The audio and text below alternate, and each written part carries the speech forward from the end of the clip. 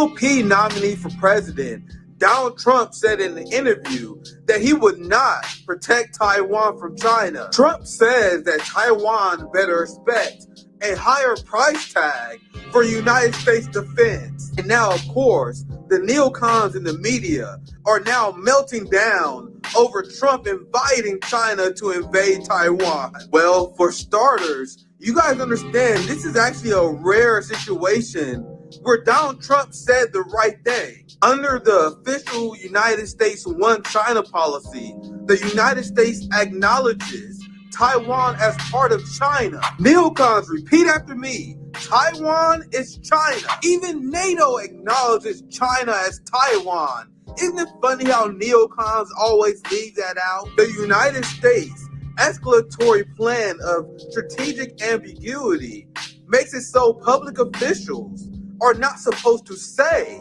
the United States would defend Taiwan if China invades. It was actually Joe Biden who made the gaffe when he said out loud the United States forces would defend Taiwan, which is why Antony Blinken, the real president, had to cover up Joe Biden's mistake almost immediately. Trump definitely said it in his own way, but this is him engaging in strategic ambiguity. If Trump wouldn't defend Taiwan, why is he asking them to pay more in security? Then Trump also selects a VP who's critical of the Ukraine war because he feels like the United States should spend more money and more resources to contain China. There are missile systems, there are artillery systems, there are bullets, basic weapons of war that we are sending to Ukraine right now that the real enemy is watching. Because the thing that we need to prevent more than anything is a Chinese invasion of Taiwan. Then we have the current RNC convention, which is essentially a glorified World War III rally, where everyone is cheering for war and conflict with China. This is why Putin says he preferred Biden over Trump, because Trump is too unpredictable. Meanwhile, genocide Joe Biden is a bumbling old fool that Vladimir Putin could easily predict and outmaneuver. Ohio Senator J.D. Vance, only one day as the GOP vice presidential nominee, floated the idea of bombing Iran. A lot of people recognize that we need to do something with Iran, but not these weak little bombing runs. If you're going to punch the Iranians, you punch them hard, and that's what he did when he took out Soleimani. By the way, that action, people said that it would lead to broader war. It actually brought peace. Surprise, surprise, another American politician who is elevated who wanted to go to war with Iran on behalf of Israel. Donald Trump officially has his AIPAC babysitter. J.D. Vance is an AIPAC whore and an Israeli first American sellout.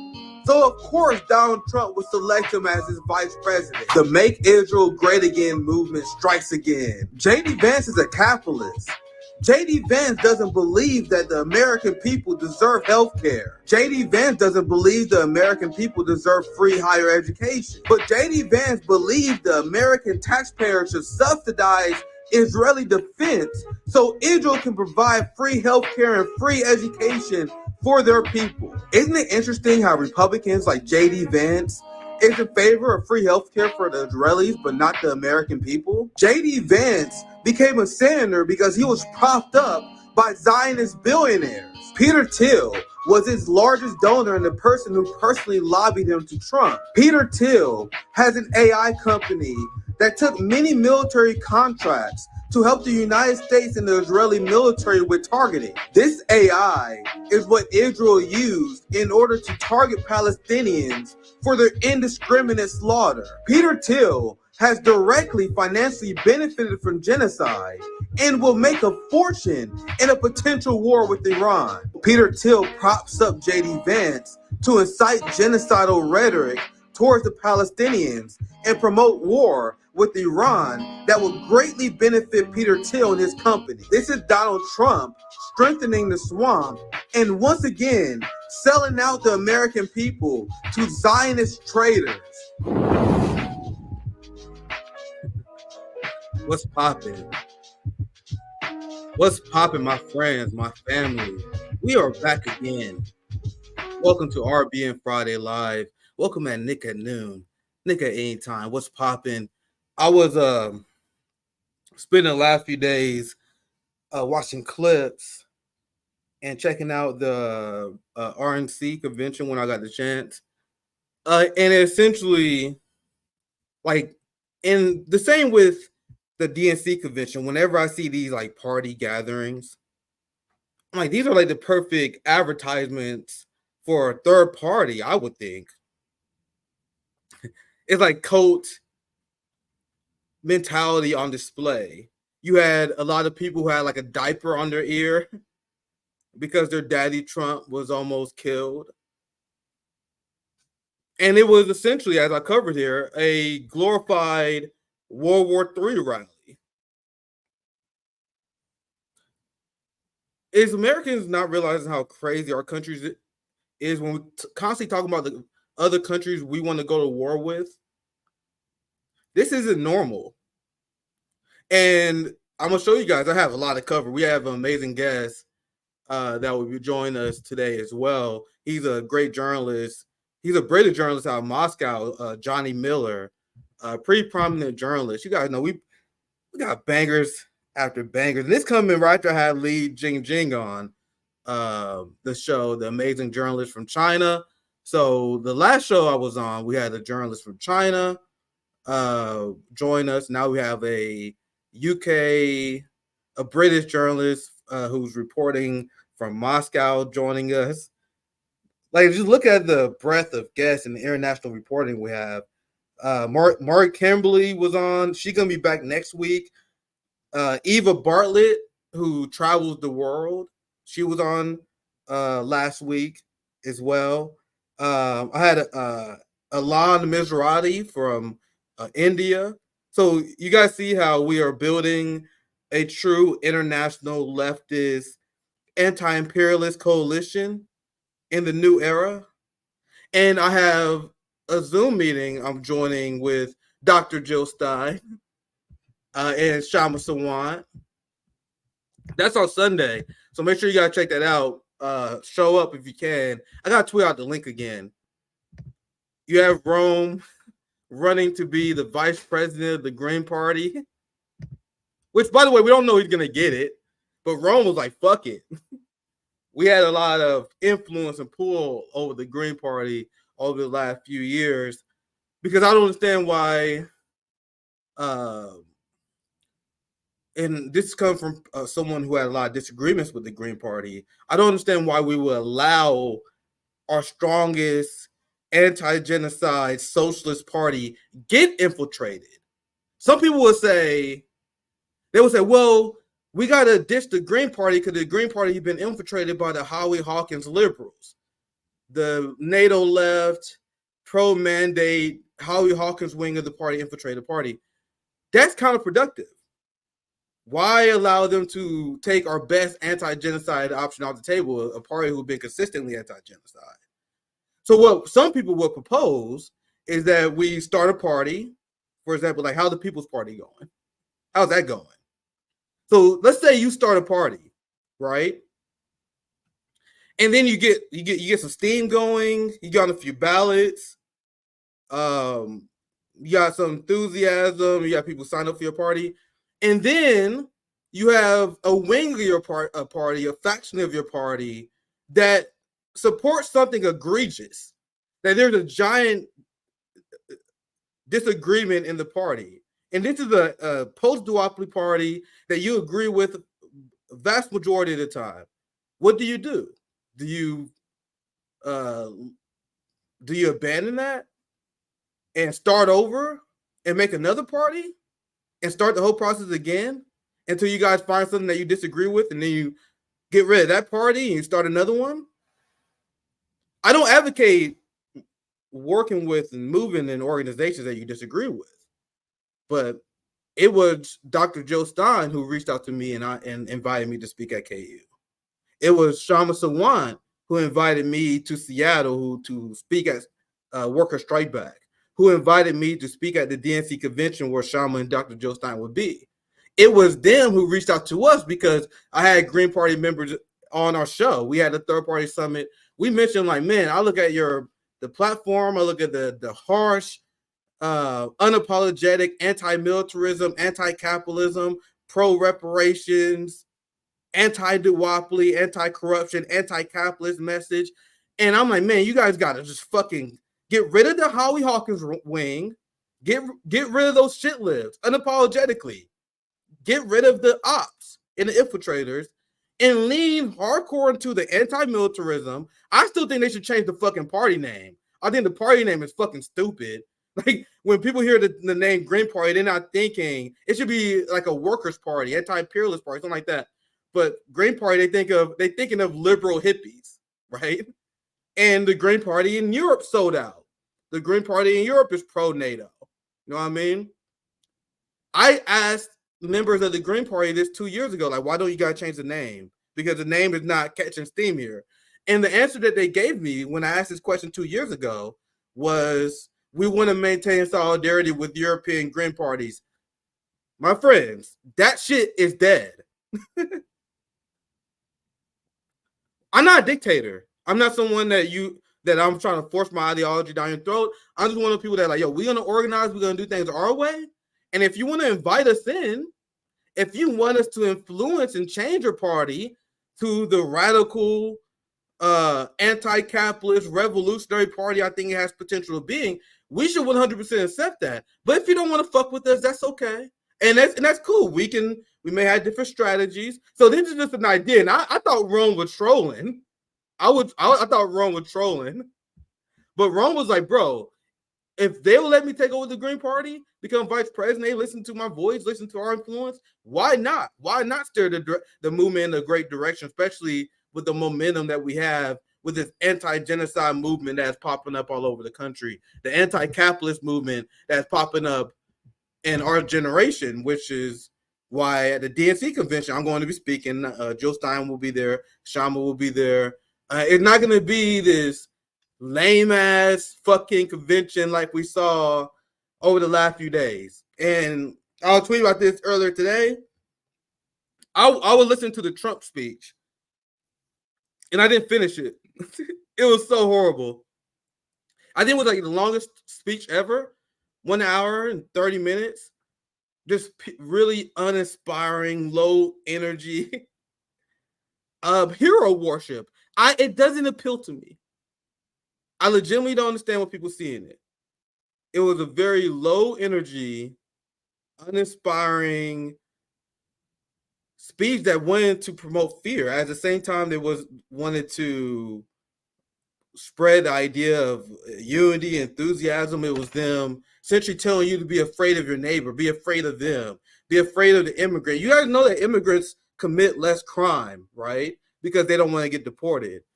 Facts over your feelings. I am a factual person. And I think if someone commit a crime, there should be some ramification for that. But this fear-mongering, that's what the whole convention was. Brown people gonna get you. Oh my God, we gotta support Israel to kill the terrorists in the mosque. It was a glorified World War III rally that they needed, and they needed theatrics to hide that.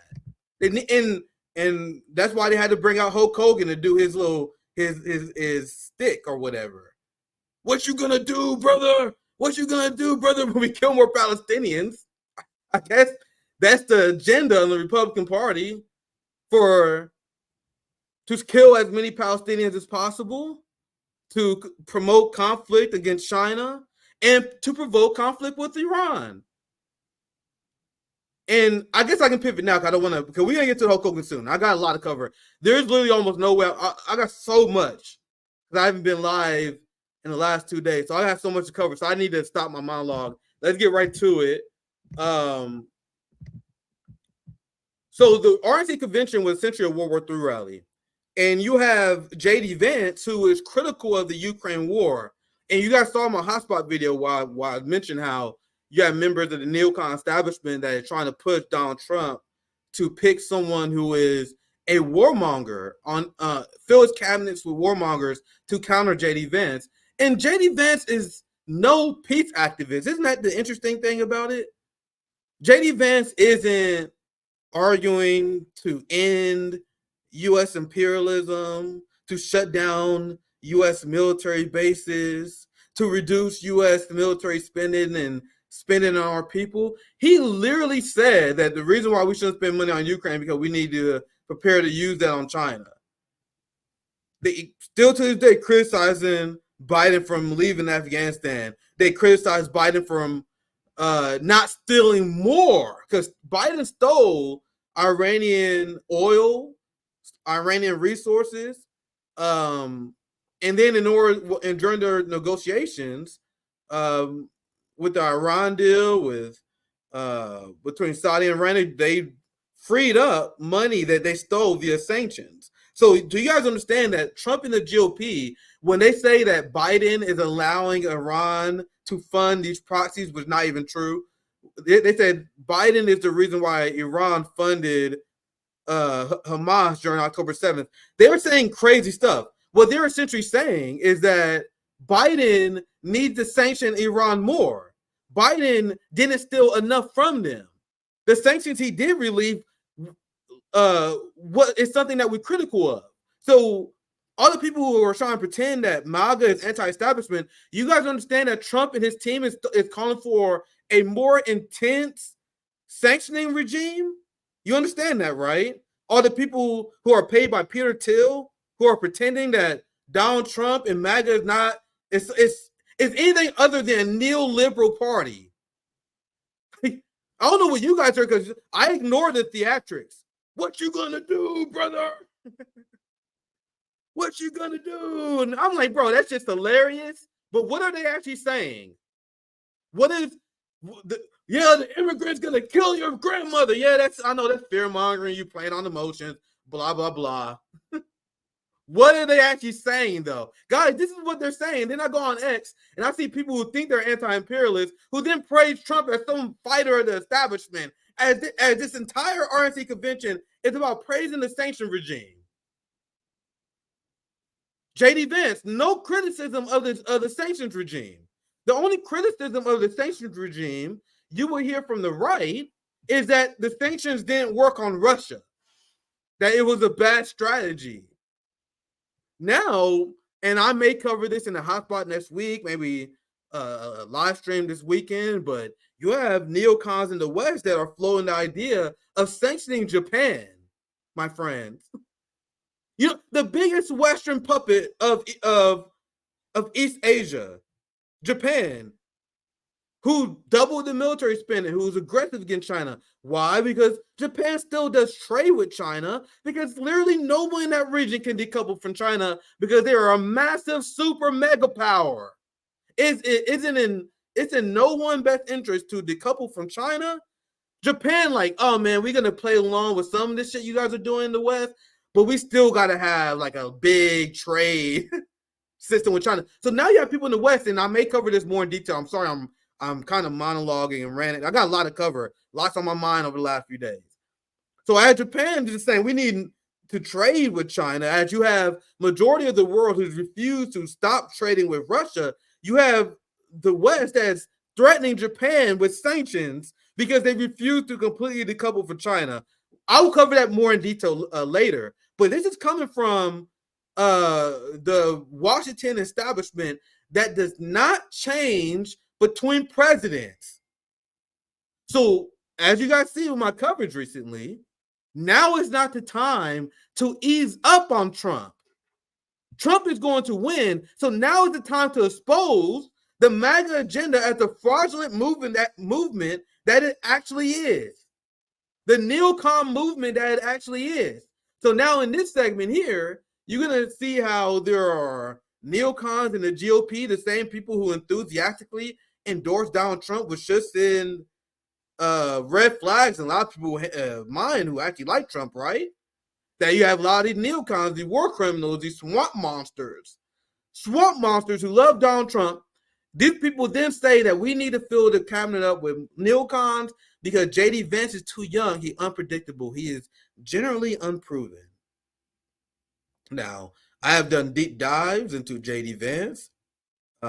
He is essentially a Peter Thiel tool, and that's not exaggerating, bro. He literally funded that boy's whole career.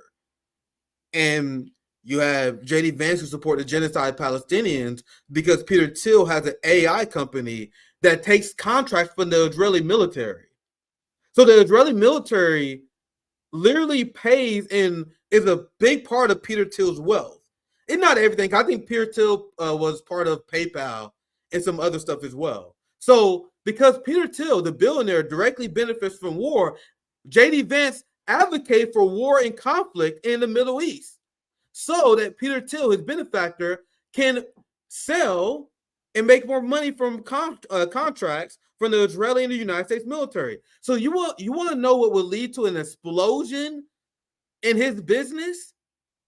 Is if we go to war with Iran, if Israel go to war with Iran, and then they need AI detection programs to fight Iran. So do you guys understand the kind of blood that's on Peter Thiel's hand? Because he made a lot of money because the AI he sold to Israel is a targeting AI. You know the targeting AI they are using to slaughter tens of thousands of children and women indiscriminately? That's Peter Thiel. And I covered that in my hotspot earlier in the show.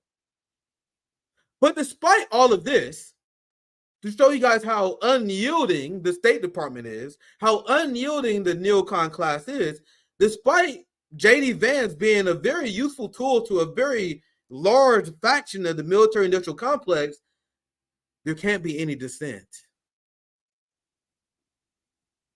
There can't be any dissent because J.D. Vance don't give a fuck about Ukraine. Now, you can make the argument, and I got to look more into this and see how much investment that Peter Thiel has into Ukraine. But J.D. Vance is more enthusiastic about the wars and conflict that will make Peter Thiel money, right? Don't care about Ukraine. Come on, bro. I know you guys are making a killing over there. But, bro, there's plenty of conflicts to be spread. There's plenty of wars to be had. So let's just focus on China. Let's kill more Arabs. Let's help Israel destabilize the Middle East. No more. There's plenty of profit to go around. So let me get to this segment because my guest is scheduled to come on top of the hour at 2 p.m. Eastern time. You guys know I like to jump on a little bit before so I can rant and do some solo segments because I know a lot of people still enjoy the solo streams, even though we are getting banger after banger guests. And next week is wild too, bro. We got Maury Kimberly joining us. Carl Zah. Oh, Jesus, Zoya. Zoya's in the lab cooking. Zoya is love. Zoya is life. We just had Lee G Jing on, and now we got Carl Zah joining Nick at Night on Wednesday. I tell you guys, Nick at night, Nick in the morning, Nick at any time. Who is I'm not sure who the Monday guest is, but I think Zoya booked us another great guest for Monday. Ricardo Vaz from Venezuela Analysis. Zoya is in the lab cooking. Anyway, that's my quick shout out to what's coming next. Make sure you guys like and subscribe if you're enjoying this content. Let's get into this segment, which I'm going to show you guys what the corporate media is saying regarding the panic, because I released my hotspot video on YouTube yesterday. You guys you saw that as the intro of the neocons freaking out over J.D. Vance. So now here is Morning Joe, and here we go. Here we go. I already knew it was coming. You knew it was coming. This is easily the most unhinged show on cable. Easily. Like, if I was to make a top 5, like, it would be Morning Joe, obviously. Joyanne Reed. The 5 from Fox. I find Jesse Waters pretty annoying. Sean Hannity. Morning Joe is definitely 1 and 2 or 3, in my opinion. So this is Morning Joe freaking out that J.D. Vance being selected as vice president is a departure from Reaganite ideology, as if that's a bad thing. Anyway, let's watch this. So, J-Mart, tonight is J.D. Vance's night. Night 3 of the Republican National Convention there in Milwaukee. The headliner will be the new vice presidential candidate. Tell us a little bit about what we should expect to hear from him this evening as he introduces himself to the nation, but also, as we've been discussing, this is a full-on MAGA pick. No attempt here by Trump to try to rally together any other parts of the party. And it's seen as a real rebuke to some of the GOP establishment, particularly those on national security, particularly those who believe in defending Ukraine and alliances. Yeah, I wrote my column this morning about just what an extraordinary pick this is when it comes to the already boiling national security debate within the Republican coalition. And, you know, a lot of people here want to be team players. The Mitch McConnells of the world are good party men. They're not going to disrupt things during the convention week. But privately, it's safe to say that the Reaganite wing of the party on national security is appalled. I mean, that JD. I promise to God, there is no one who wants Donald Trump to win more than MSNBC and CNN. Donald Trump is a sign of the end of the Reaganite foreign policy. Are you trying to get motherfuckers to vote for Donald Trump? I saw CNN the other day. They had a segment. I didn't have time to cover it with you guys. They had a segment where they said, if Donald Trump is elected, it will be the end of the Ukraine war.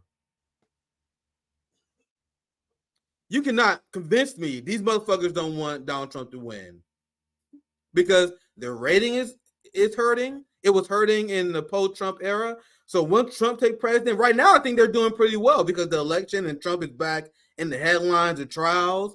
But there's nothing these motherfuckers want more than if Donald Trump become president. They get maximum ratings. Trump made a lot of these people's careers. There are a lot of these young liberal journalists who are less than 10 years experience. All they know is covering Trump. Like they started their career in 2016 covering Trump. That's all they know. They have no depth. You guys can see I have 2-hour foreign policy conversations from reporters from all around the world. I can talk about different topics, subjects, history from different regions. I'm not bragging. It is what it is. Meanwhile, you got these liberal journalists. They can't talk about anything other than Donald Trump. You have other channels that do nothing but drama videos. They talk about nothing but electoral politics because they don't have the breadth to cover foreign policy. You had the majority report, TYT, the Vanguard, those people, they punted the ball on the issue of Taiwan, Ukraine, because it was beyond them to cover that.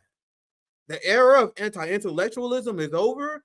The era of meritocracy is upon us in independent media. You guys can't be getting information from people who can't explain this nonsense. You got people, I saw TYT was making the videos begging Biden to drop out because we got to defeat the fascist scourge of Trump. Like, you people are deeply unserious. Meanwhile, let me continue because there's going to be a lot to say here. Our guest should be joining us around 20 minutes. Vance is a true blue isolationist and is going to be Trump's running mate and potentially could be in the White House for 12 years. And so, yeah, you pick this up. And what I'm already getting, guys, is early chatter about the cabinet, which to me says two things. Number one, it's concern about Vance and wanting to have a counter to Vance in the sit room. And number two, it's confidence that they're going to win in November. But you're already hearing talk about, okay, if we're going to have Vance as VP, well, if the Hawks need somebody at the table, we got to get Cotton and Pompeo. Bro, MSNBC is now rooting for Tom Cotton. You know, the fascist from Arkansas that wants to start World War III and never saw a genocide he never supported? They're rooting for the quote-unquote Hawks, which now I'm thinking about it. And I hate this term because you guys know I despise soft language and the language of the ruling class, the language that the establishment used, because I heard this term my entire life and most people don't question this. When they call people fucking animals.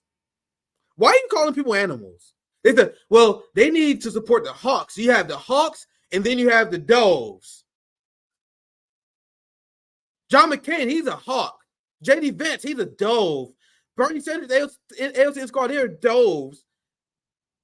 You see this soft language they use? Stop calling people fucking animals. What are they actually saying? Whenever they call someone a Hawk, they're talking about a warmonger. Someone who is pro-war. So in order to soften the blow of saying that Donald Trump needs to select people who are pro-war, they said, we need to select a hawk. That's a spirit animal. Again, John McCain's spirit animal is a hawk. All their spirit animals are hawk. John Bolton is a hawk. No, they are pro-war.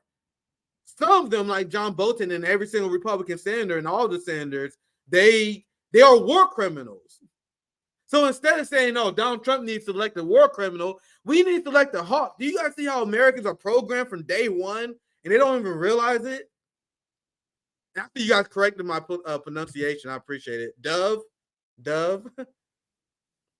I guess it's one of the words I read more than I actually say.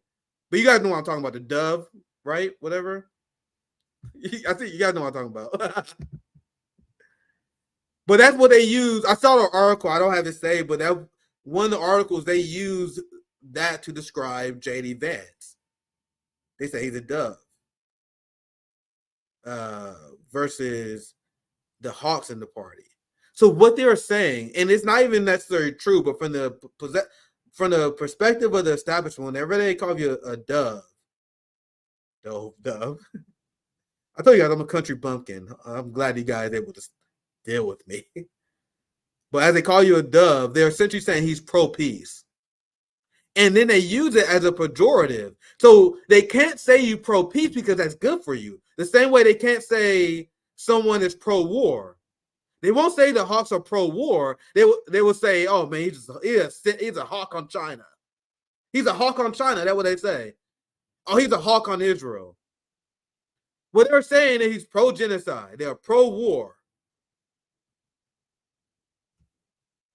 And whenever they call someone a dove, they saying they're pro-peace. So let's continue this segment. I try to destruct that propaganda because they use that all the time. Because if you read the headline with your mind decolonized, you acknowledge that. Look at this headline again. Scared to death, GOP pro-war.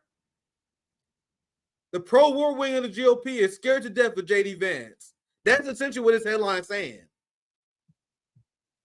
Why the pro-war faction in the GOP are slamming the Vance election. Because they don't yield on any issue. It's only one thing they disagree with. Only one war, and that's Ukraine. But let's continue. There's not too much longer here. Win in November, but you're already hearing talk about, okay, if we're going to have Vance as VP, well, if the Hawks need somebody at the table, we got to get Cotton and Pompeo into, state or defense so that we can actually counter Vance, because there is deep concern about what having Vance means and having him there in Trump's ear, and perhaps the last person who talks to Trump on issues like Ukraine. Why? Because he wants peace? Do you guys see how insane these people are? And now do you guys see the role that the Neocon faction of the GOP play? And Trump is more than happy to play ball with them. That's why he hired Mike Pompeo. That's why he had Mike Pence as vice president the first time. They're floating the idea of having Jamie Dimon in their cabinet. And now check this out. You have Republicans that said here, as you see, that the attempts to paint Iran as the reason or the people responsible for the Trump assassination is just beginning. They say we're just getting started blaming Iran. So they pushing for this war with Iran, and that's something that they're extremely excited for. There's J.D. Vance for advocating for war with Ukraine, but the entire convention was essentially an Israel first pro-war convention. They just had Hulk Hogan and a few circus acts hide their extreme agenda. And I'm not talking about Project 2025, which is shit-lived nonsense. They talk about Project 2025 because they support the Neocon Warhawks, the pro-war faction in the Neocons, on their entirety of their real agenda.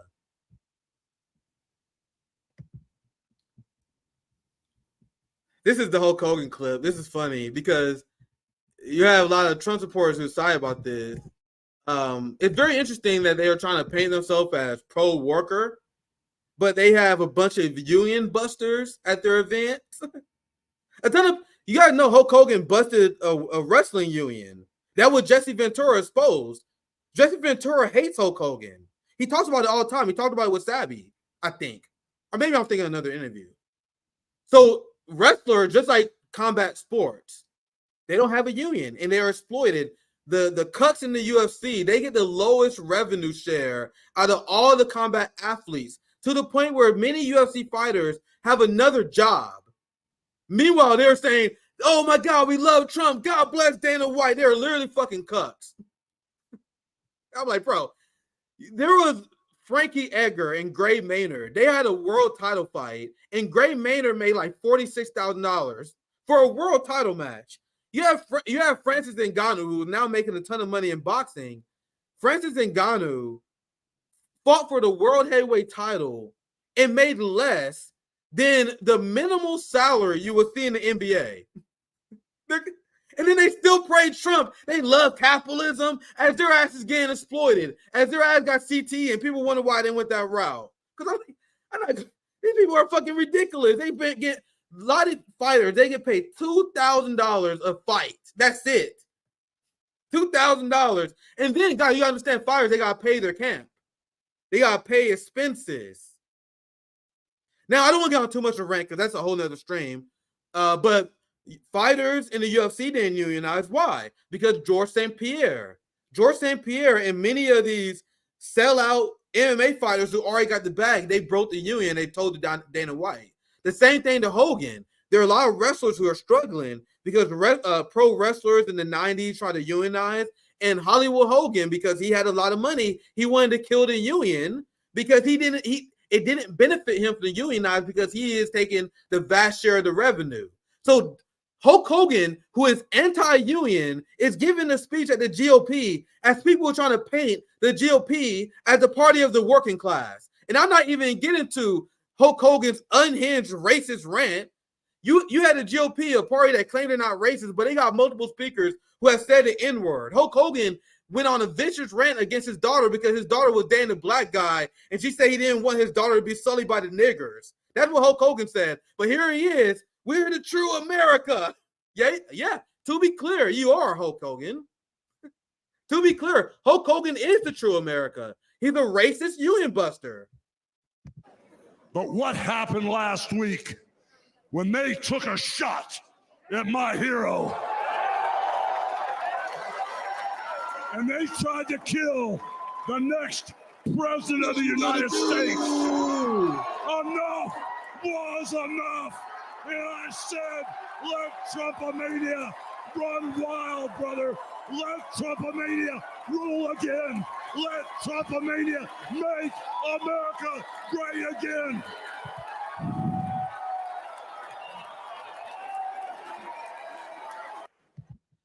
And there are a lot of wrestling fans in shambles. Oh, well, not a lot, because I guess this is the general demographic. But this is class loyalty, my friends. Why is there any surprise here? This is class loyalty on display. So that's the funny moment that happened there to provide a political theater to distract from the genocide and the pro-war rally that it is. You even have Donald Trump that blew this nigga a kiss. What is this?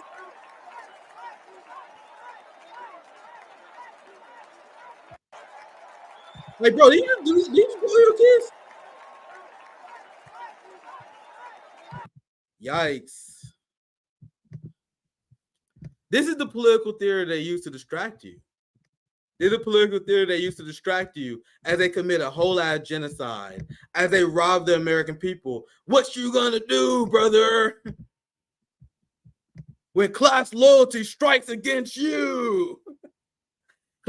Hulk Hogan was class loyal against his own wrestlers, and people are wondering that he's loyal to the billionaire class. And Trump blowing a kiss at Hulk Hogan was definitely the least gay thing that happened there. The party of the culture war for sure loves them some Grindr, don't they? Grindr experiencing outages due to unprecedented traffic in Milwaukee, Wisconsin. You have people at the RNC, and if you don't know, Grindr is a gay dating app. Good for them. Seems to be popping. And they pulled up Grindr on the RNC, and apparently the GOP is gay as hell.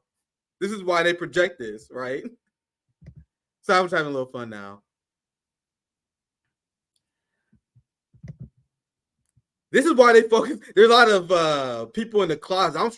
I'm as straight as it comes, my friend. That's why I can joke about my sexuality. I'm not intimidated by gay people being around me because I'm about as secure in my sexuality as possible. I can say gay joke, it don't bother me. I joke my brother JB all the time, call my gay brother JB handsome.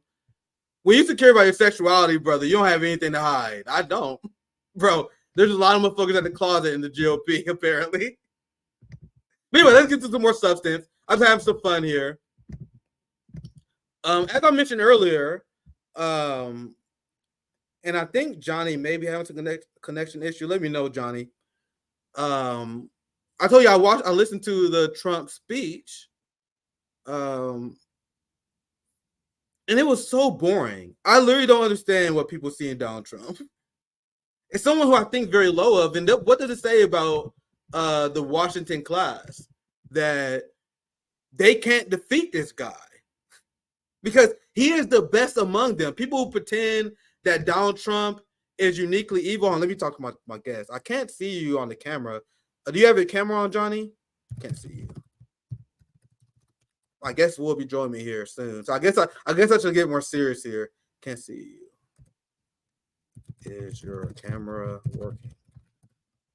I have an amazing journalist from the UK who's reporting from Moscow. He will be joining us. We will get on some more serious, hard-hitting foreign policy issues. I started off strong, but you guys know I got a little bit fun. It was a crazy-ass convention.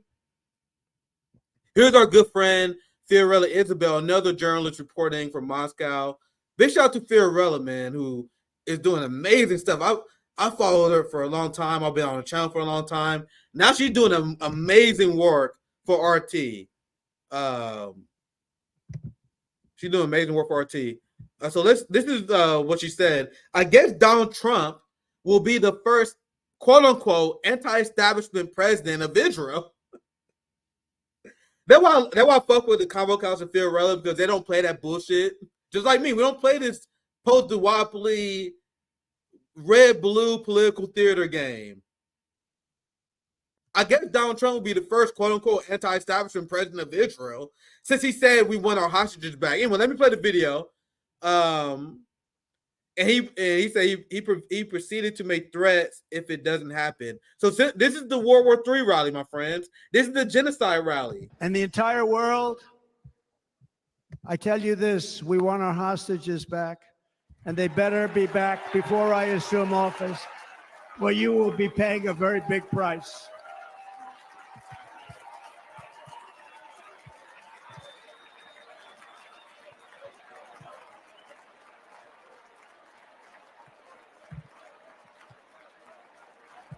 Oh, the actors of resistance is shaking in their boots. You have major Israeli ports that are declaring bankruptcy.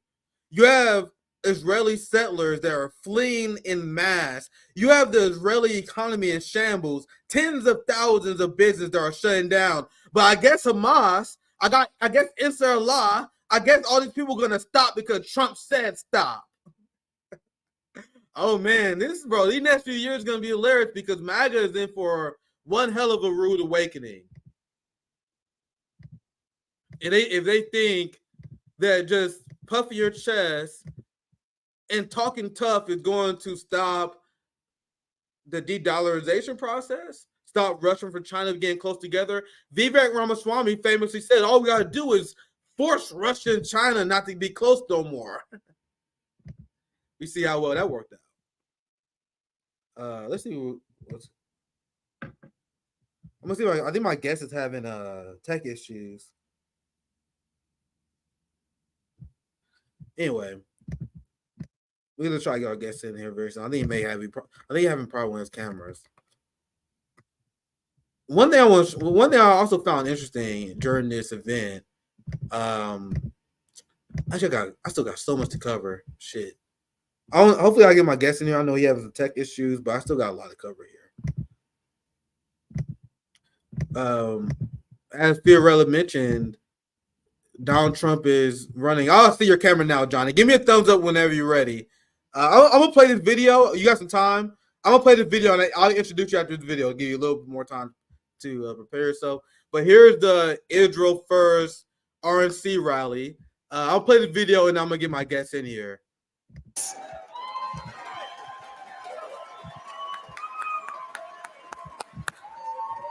Hello, Milwaukee!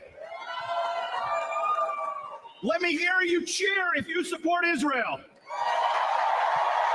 Let me hear you cheer if you support Israel.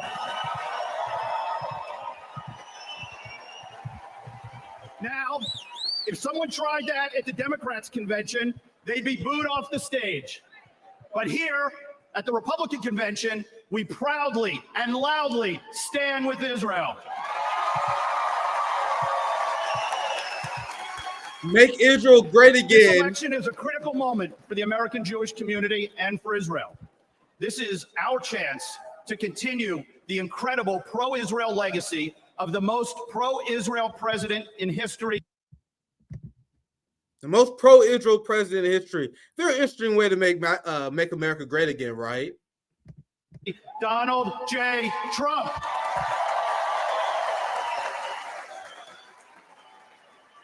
President Trump, among his many accomplishments, many of which they said couldn't be done, but he did it.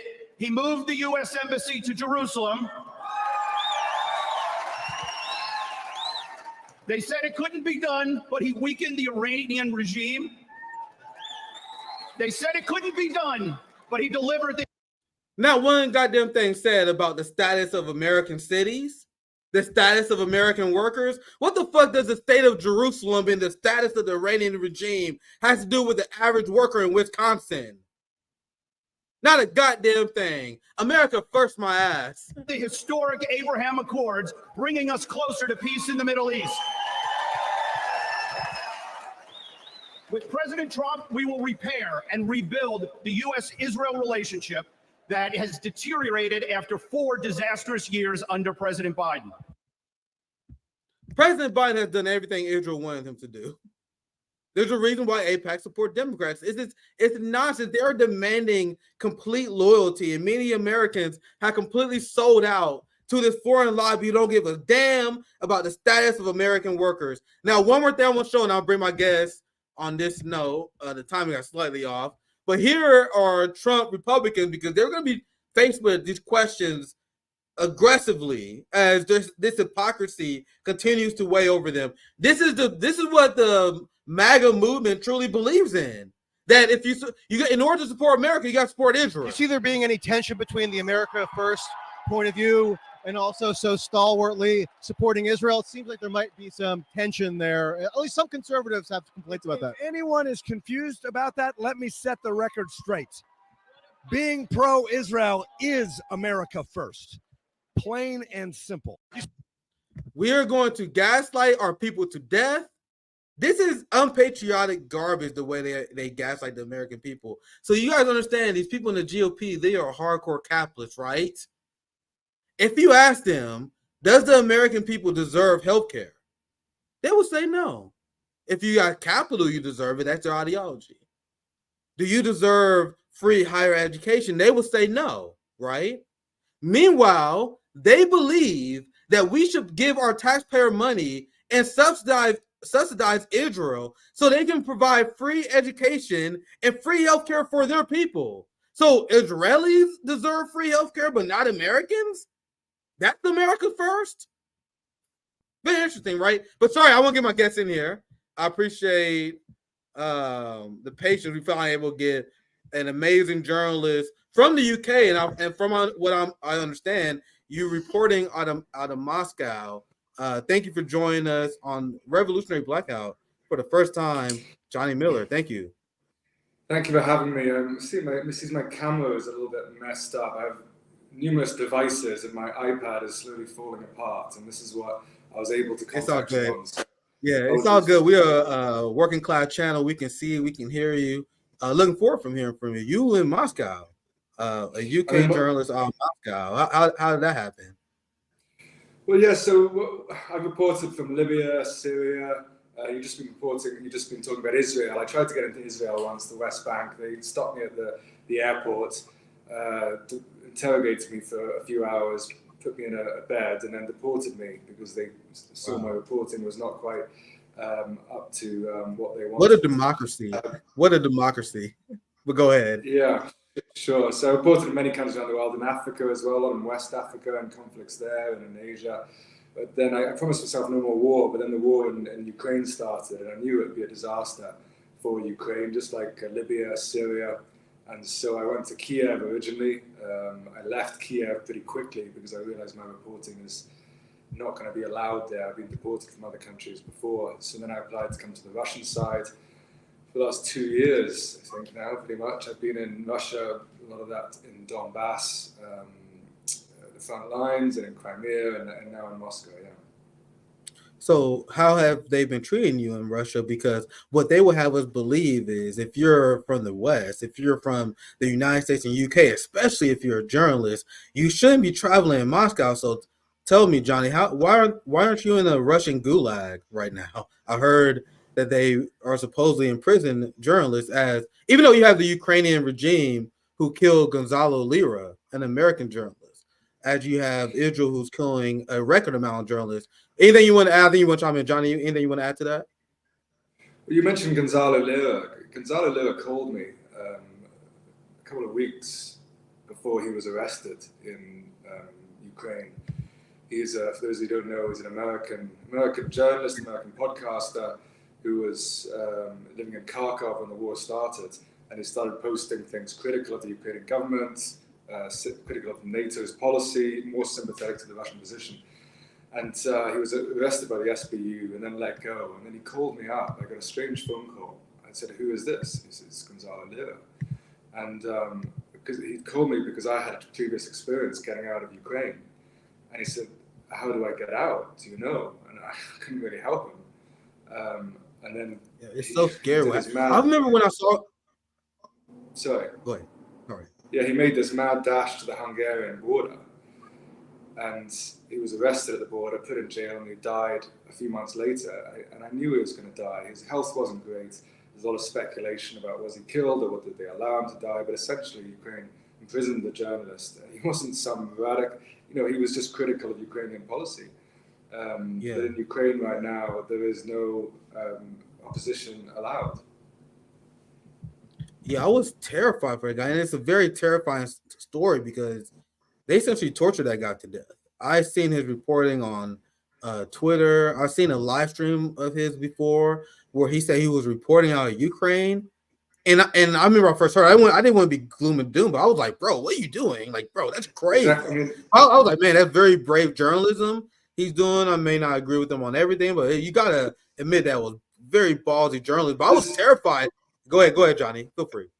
There's a growing number of people I know have been killed in this war, and I have a huge amount of pressure myself. It's crazy, man. And for Gonzalo Lira, I spoke to him for a couple of hours. He seemed like a really decent person, very brave reporting, but there's other people as well who knew. I've been deported from other countries before, violently. I was deported from Bahrain, a small island in the Middle East, many years ago. And I know I was young back then, so I didn't really realize the pressure that can come on you and how quickly the net can close. And I don't know if he didn't realize that or whether he was just quite fatalistic and thought, well, I want to do it anyway. But just like myself as well, many others were thinking, you can't do that in Ukraine. You can't be saying what you're saying. Things are going to end badly. And that's what happened to him. And, but I think he was a really decent, honest guy. Yeah, look at the contrast between the West and their allies and how they treat journalists versus the people they want us to believe is the axis of evil. Here you are in Moscow. I showed a tweet from a good friend of mine, Fiorella Isbell, who's in Moscow as well. They are treated really well. Fiorella talk about all the time how in Moscow she has a stream. They gave her a ton of freedom in reporting on RT. And meanwhile, under the Zelensky regime, they banned opposition media outlets. You have Zelensky that essentially said he's going to be a king. Actually, let me share that this tweet now. And I actually want to ask, because you've done a lot of reporting on this, it's very interesting. You have Zelensky that's essentially saying that he's going to remain president forever until they finish the war, which is very chilling, especially considering NATO is openly admitting that there's going to be a decade of war. Here's the NATO chief. Europe must brace for a decade of the Ukraine war. So, Johnny, you mentioned earlier how you knew this war was going to be a disaster from the beginning. I thought this was going to be a disaster from the beginning. I just got one question. Where do you read your Putin propaganda? Why are you such a Putin apologist? Because that's what they call people for accurately predicting this tragedy. But go ahead, Johnny. Yeah, absolutely.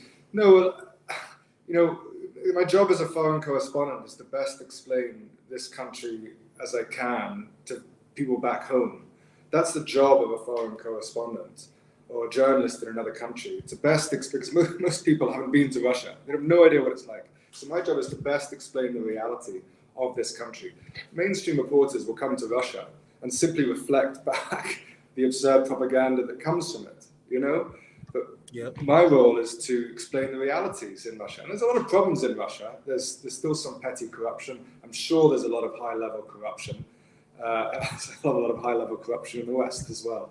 But, Putin is very, very popular. That's not being a Putin propagandist. It's simply just telling the reality. And the Russian government has a huge amount of support. There is opposition as well. Although there's less opposition than there was from the start. I've met a number of Russian people who said, I was against a special military operation, as it's called in Russia, but now I've changed. So there's been growing support throughout the war to the Russian government. But societies are always divided as well. I'm looking at America. You know America a lot better than I do. But you've got half the country, I'm simplifying, half the country for Trump and half the country against Trump. So it's the same in Russia. You do have different people. There is a section of the population against the war and against Putin. Probably the bigger part is who's critical of Putin are the ones who are more nationalist and saying Putin should go harder on Ukraine. Why are Russian soldiers dying and we could just destroy Ukraine? So it's just the job to tell the truth. But I think like so many people, alternative journalists, all the rest of it, some academics, some very good academics like John Mearsheimer, Jeffrey Sachs, we all knew what was going to happen in this war in Ukraine. That Ukraine would be destroyed and ultimately Russia will prevail because NATO can't beat Russia because of nuclear weapons. And it was clear to so many of us. And that's the sadness. That's why I've dedicated 2 years of my life to try to stop this war. You try your best. You don't really achieve very much, but you try your best. And you do make it. Is it true that there's 500,000 dead Ukrainians? Like there's like 500,000 dead Ukrainians, and you have NATO talking about waging war for a decade. I'm not sure how this math is mathing. Well, that's just before I was coming on, I know you're criticizing Trump a lot, and you're quite right to do that. But if Trump gets into power, there is a much greater chance that this war will end in some form. And you're quite right to continue criticizing Trump on the many issues. Yeah, for sure. But so there is ways to. No one really knows how it's going to happen. The Russian government doesn't really know how it's going to end either. Nobody really knows. And there's events that will change things. Look, if Trump was killed the other day, how close he was to being killed. So there's so many things that can change the outcome of this war. If he does get in, the likelihood of it ending in some form goes up massively. So nobody really knows the details how it's going to end. But it does really worry me that, this is part of, as you know, a growing war between East and West. This isn't just about Russia. This isn't about Ukraine. Sadly, for the Ukrainian people, it's got nothing to do with them. This is and if Trump does end the war in Ukraine, then does he pivot to China? His policy on the Middle East, I don't think is any better than Biden's. So what's not going to end this conflict? This growing war between East and West, this attempt by the United States to attain its hegemony. And people like myself, and I don't follow all of your work, but I suspect it's similar to myself, in realizing that the United States hegemony is finished. I don't say that with any joy, many people will, but it's over. And same with Europe's hegemony of the world. We can't control what's happening in West Africa right now. The West Africans are kicking out the French. I wrote this some time ago, that West focus on Ukraine. You're seeing African nationalist movements succeed in West Africa. You're seeing it right across the world that Europe and the United States cannot control the world as they used to. And they have to accept that multipolar world and trade rather than war. You look at NATO is not defeating Russia. The United States is not defeating the Houthis in Yemen. Israel can't defeat Gaza. This war is not the answer for these people. They have to recognize that the world has changed, and there's too many people who don't recognize that. Yeah, and they view peace as an enemy. What does it say about the West that ceasefire in Gaza would benefit Hamas, peace in Ukraine would benefit Putin, peace in Taiwan would benefit the Chinese Communist Party?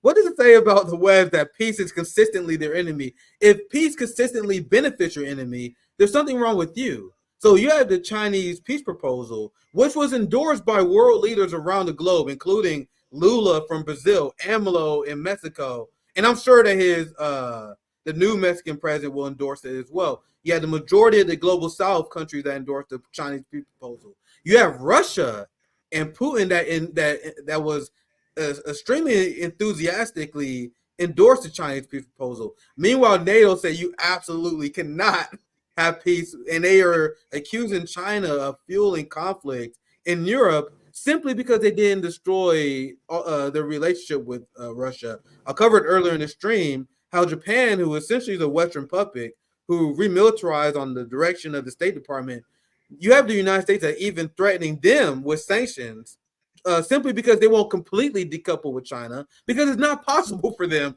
to completely decouple from China, and that shows their mindset. I would love your thoughts on this because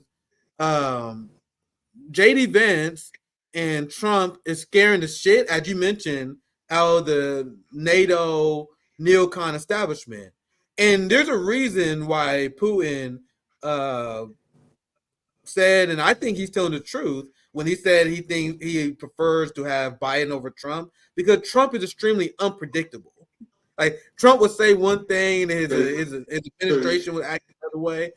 And I want to hear your thoughts on this in general, because Trump actually led to an increase in NATO spending. Like, Trump was actually successful because his criticism of NATO was that NATO countries aren't making their 2% or hitting their 2% spending requirement. He said all the NATO countries got to pay or we won't defend them. And when he said that, there was a massive meltdown. But that's essentially the position that European countries adopted. And now what they're talking about is how they Trump-proof NATO. And what this whole Trump-proofing thing is essentially NATO requiring other nations to spend more into NATO. Essentially exactly what Donald Trump wanted. So here's a few headlines I passed it to you. I have the 3 I found earlier. I'm going to read these and I want to get your reaction or anything you want to add to what I said as well. This is a great conversation. Yeah. Stoltenberg assures EU that NATO would survive second Trump presidency. So right now they're doing everything they can to prepare. I think I blocked out this ad, so I skipped this one. Here, Jens Stoltenberg, the NATO alliance will continue to exist if former U.S. President Donald Trump is elected for a second term. So obviously he's supposed to project confidence, but Trump, his rhetoric scared them so much they end up spending more in NATO. So I know there's a lot to reply to. I know there's a lot you want to say. So I'll pass to you, Johnny. Anything you want to add? Political movements and politics in general is very, very complicated. As I say, I've been dedicated the last 2 years of my life to bring peace in Europe. I have great sympathy with Palestinians and many issues around the world, particularly ones that I've covered a lot. But if Trump wins, I'd be happy. If there's two choices, and a lot of people might be angry about this, people who care about Palestine the most. These things are very complex. Trump is awful in the Middle East. Trump is very unpredictable. So there's all these complexities, but European Union right now is a vassal of the United States, and that's another reason. I'm a British and European patriot, to be honest with you. But I also care about many issues around the world and world peace. And Trump, if Europe becomes more sovereign, starts looking after itself, I think that's in European interests. You look right now, Britain and Germany and the EU, they're acting entirely in the United States' interests. And it doesn't serve European interests, doesn't serve global interests. When you look at the situation with Iran, for example, France and Germany, they want to do business with Iran. They don't see Iran as this big evil threat. America sees Iran as this big evil threat because Israel does. But but the European countries, they want to have, there's a lot of trade to be done with Iran, for example, a lot of trade, a lot of things. So you have all these complexities in politics and in countries' national interests, and it's so, all over the place, and it changes all the time. Yeah. I don't really know what your original question was, but no, it's all good. We're having a great conversation. Go ahead. Yeah. But I understand your position because my show is generally free flow conversation. But I definitely understand your position as a European. Why? Because you see the disastrous neoliberal regime in Biden, the general like Anthony Blinken neoliberal consistence. You can't see anything that's worse than that, and that's why go ahead if you want to chime in. I agree, and with Trump, I mean, I'm a leftist. I'm a hard leftist. Okay, I'm a hard leftist politically, economically. Yeah. But I prefer Trump to win because the system we're in now. You look at British politics. It really doesn't matter. The left and Labour Party, Conservative Party. It really is that Trump is outside that system, and for me, just covering Ukraine for 2 years, I faced so many threats to my life because of my reporting in Ukraine, and this is what I think you cover all the issues. Well done to you. Some great journalists like yourself who cover a whole world. You cover a whole world. Some journalists sort of focus on one issue. Do you know what I mean? You know what I mean? So we're all different. You know what I mean? But so yeah, I mean, it's kind of entertaining. And as I was saying, like as a European who is witnessing the neoliberal imperialist NATO regime, I understand where you're coming from. I try not to be judgmental of, like for example, of people politics in China or Russia or the UK. You gotta do what you gotta do. My position, especially in the UK. Go ahead. Bernie Sanders had come out supporting peace in Ukraine. I would support him as a leftist, but I don't think he's insane now.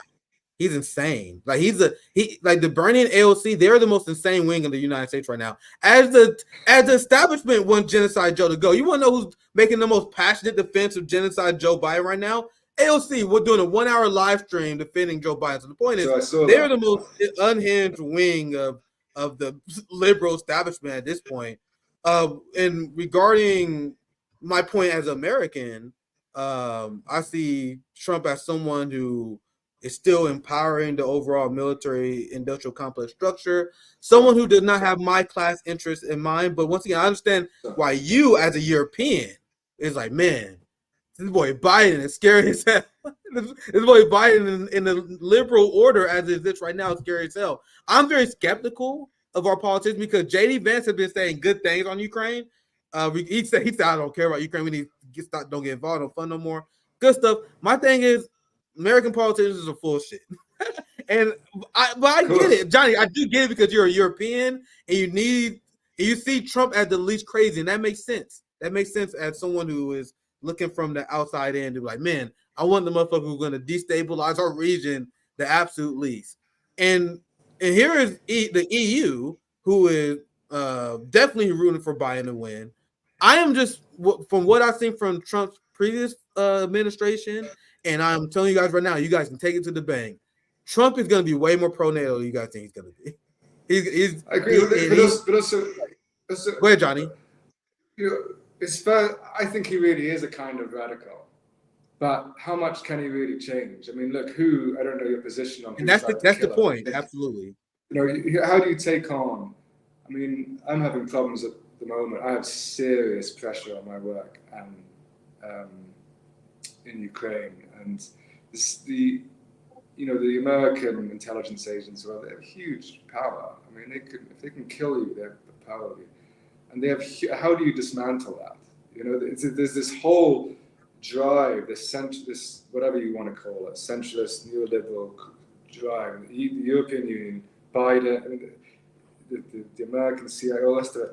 It's so entrenched in power, right throughout society. How the hell do you take that on? If there's one man it can't be, it's Trump. But what did he achieve in his first term? Nothing really. Will he? He has to go full on radical and start putting his own people in the places of power. Yeah, you saw they almost got rid of him.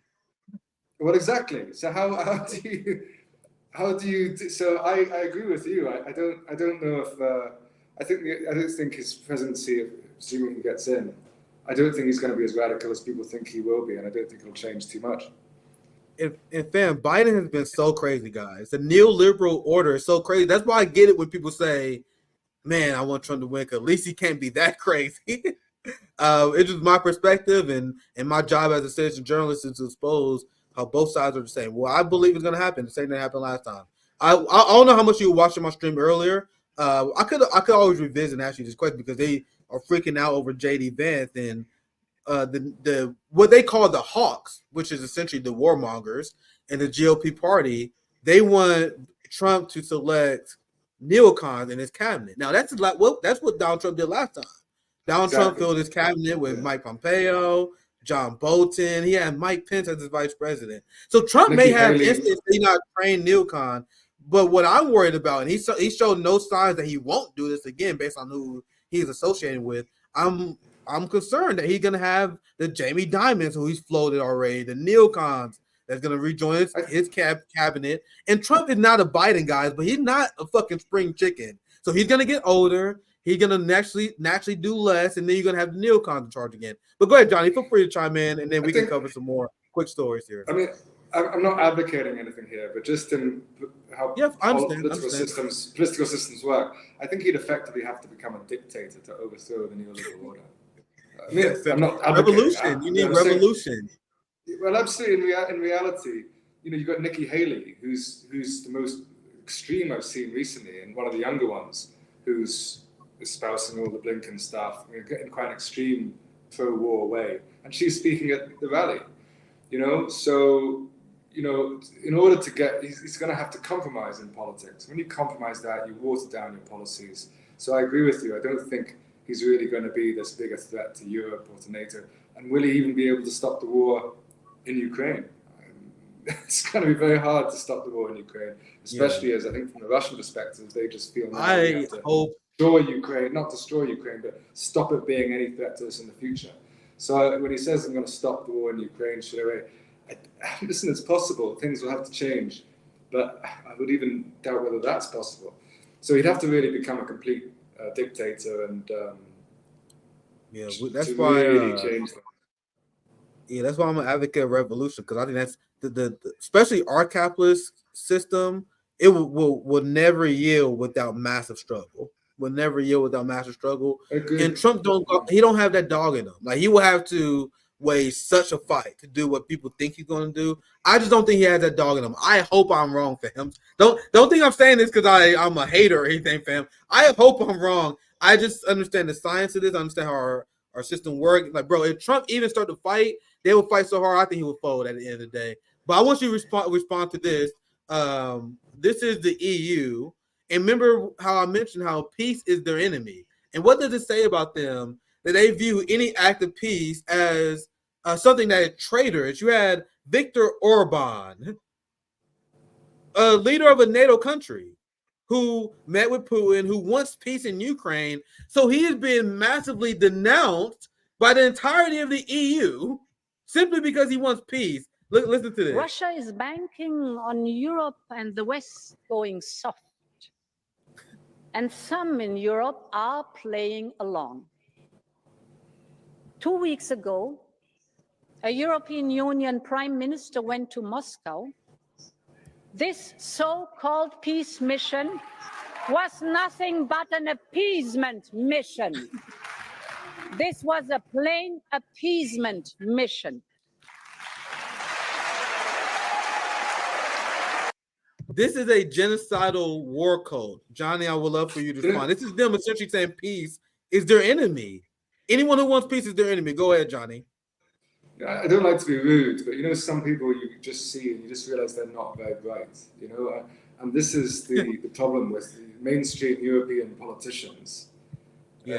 Trump is very bright, actually, but European politicians, definitely smarter than them. European politicians, they're just not very high quality. I'm a leftist, but Margaret Thatcher, I think, was our last real strong leader. She was a smart, tough woman. Since then, you've seen a real, you look at Schultz, you look at von der Leyen, you look at Keir Starmer, they're just, and before that, Liz Truss in Britain. I mean, Jesus, I don't want to be rude about people, but they're just not very high caliber. And that's because they're not really the ones running things. They don't really have they're not looking after their national interests. You do need strong leaders. And I don't mean strong leaders necessarily like more authoritarian countries like Vladimir Putin. Russia is a more authoritarian country. Culturally, it's more authoritarian. But you need strong, intelligent leaders. And now, in Europe, you just don't have very smart, bright leaders. And von der Leyen is very much part of that. And that's, I don't see the European Union coming back until, as you say, revolution or major collapse that really make things changes. And you're seeing huge unhappiness across Europe about many things. But you really need new politics. And Orban is one of those. I'm a leftist. Orban is more conservative. But I completely support. He's a very smart guy, tough guy. And we live in such strange times. We live in such strange times. The old concept of what it used to be left and right, even as of 2016, it's completely changed. Because how do you define Bernie Sanders, guys? Like, how will you even define him? Oh, I'm against genocide, but I support the candidate and support the presidents who fund genocide. I am for peace, but I fund Nazis in Ukraine. I'm for the workers, but I support the parties that break strikes. Legitimately, I'm asking the question, how will you define that guy? I want to define that left. Like, how do you define the right? Will you define the right as the person who's advocating for peace around the world? Like, so the point I'm making generally, I know because it seems like you're having this conflict, and I had this conflict as well. Like, what the fuck is left and right actually is now? Because we're seeing that we agree. Go ahead, Johnny. Go ahead. Exactly. You're seeing a real weird alliance between the hard left, the real hard left, like myself and yourself, I think, and the real conservatives. You're seeing that even myself, I'm kind of like Trump. No, I don't really love Trump, but as the reasons I explained before, that I do have some respect for him and the conservative movement, right? Because I agree with him a lot on Ukraine and some other issues. You're seeing this real agreement between the hard left, because the center, if you want to call it that, is just so corrupt and so incompetent, and it's just this, as you say, neoliberal machine, also mixed with corrupt and incompetent people who aren't even patriots running. People who run Europe and European countries, they're not even patriots. They don't care. They're bureaucrats, technocrats, part of this neoliberal system, and they're so corrupt and incompetent. They're being run by people above, by this kind of system that has no understanding of statecraft. There's no understanding what's in European interests or American interests. And they're running it for money and greed. When I speak to communists, I'm not a communist, but I have great respect for communists. I love speaking to them. They understand capitalists. They understand capitalism, okay? They understand capitalism far better than we do. And they say, ultimately, the money goes to the top, the corruption goes to the top, the money buys the political power, and it's a cycle like that until it collapses. And that, you can't really argue with that, and that's what's happening now. We've moved into this era of complete insanity, incompetence, and corruption. And now so you have these patriots on the left and the right trying to stand up for national interests. And at least Trump is a patriot trying to stand up for national interests. I'm a patriot from the left standing up for national interests. Yeah, there is so much confusion right now over the Overton window and where people actually stand. That's why people are having these conversations. That's why there are a lot of people like, man, why am I agreeing with right-wing concepts? And that's why I spend a lot of my time calling out the inconsistencies in unprincipled behavior from both the left and the right, because I can see the values of both ideas. Meaning, like, when you see people on the right, like what they're doing right now, they are pretending they're against tyranny. They're pretending they're against the FBI. They're pretending they're against the militaristic state. They believe in strong family values. They believe in a small government that generally stays out of your life. Like, these are not bad principles. Like, when I hear Republicans talk about patriotism, I explained this before, and this is why there's a lot of confusion on the left over MAGA communism and all this shit, patriotic socialism. And I'm like, bro, I took the middle ground position. I'm like, oh, I understand what they're saying. Where I am a patriot in a sense that I want my neighbors to live well. I want my neighbors to have health care. I want my neighbors to thrive. I think if you're American and you're 100% okay with your neighbor going medically bankrupt because you don't support single-payer health care, how can you call yourself a patriot? So when you phrase it that way, and I've been thinking about this a lot over the last few years as I decolonize my mind and reject all liberalism. Like, this is the true version of patriotism, like the patriotism of supporting your friends and your family. And that's why right-wing ideals can appeal to us. But that's why I think it's important, especially for me, as I am someone who had to face the consequences of MAGA domestic policy. It's very important for us to call it the contradictions. Like, yeah, you guys got great ideas, man, but you're not living up to it. And that's what I do. I'm like, but you guys have great ideas, you're not living up to it. So hopefully, does that make sense? I'll try to explain why that some right ideas appeal to it, because they are good ideas. They're just not living up to it. But go ahead, John, if you want to chime in. Absolutely, because I said I'm not in America, and I've got enough on my plate here. Yeah, I understand. But so I just look at American politics. Obviously, follow it a lot. But you've got Biden and Trump, and of course, I've been to the United States a number of times. You've got great movements and social movements, all the rest of it. But ultimately, the election, you've got a choice here. But there's no hard leftist candidates. Bernie Sanders, I think, was a complete disaster, and the AOC, talk about them. They're not really, anti-establishment. They're not anti-establishment. Trump actually is anti-establishment. That's why they probably tried to kill him. And so that's why I'm more of Trump, because at least he's against this system. But there's nobody on the left. There's nobody hard on the left, and it's the same right throughout Europe, and the right. And it's the same in America, right throughout Europe, is the right is winning. The anti-establishment, right throughout Europe, you have an anti-establishment right. In France, it's Marine Le Pen. In Germany, it's the AfD. AfD, isn't it? Yep. In Britain, you have a wee bit of it. But it's the right that's winning against this establishment. And the left is losing. And there's a number of reasons, I think, that is because. But that's what I'm most sad about, that there's no real the left or liberalism. It's just completely failing. It's so frustrating, isn't it? Yeah, but I think a large part, of course, the money and the finance will more move towards the right. But at the same time, I think the left has got real strategy problems, in my view, and it has such a kind of, Yeah, don't get me started on the Western left, man. We could talk good on that route if you want. I don't know. Yeah, but anyway. Yeah, let me know how you're doing on time. Zoya has a great question here, because I can rant on the Western left all day. I decolonize my mind. Yeah. The Bernie progressive left, the DSA left, CPUSA, the quote unquote communists who endorse Joe Biden. Like RBN, we decided we're going our own way. Like that's what we started here at Revolutionary Blackout. We have mutual aid all over the country. We're trying to build our own organization, because I'm not trying to stay on the sidelines no more. I watch the left in this country, and the left in this country is embarrassing. Like, as you guys see here, I'm not like some cultural liberal. I'm not fucking Anyway, I'm not like this woke liberal clown. I reject that shit. I am a communist. I agree with the right. I agree with the right on a lot. Go ahead. I agree with the right on all these things. I've got many gay friends in London, but the LGBT stuff is going a bit nuts, and there's a lot that people are agreeing with on that as well. And I think the left needs to grow some balls, actually. I think there should be more focus on. I think there should be some more focus on actual theory and intellectual theory of change. Like culture wars, I tend to avoid because I think they're distractions of the ruling class.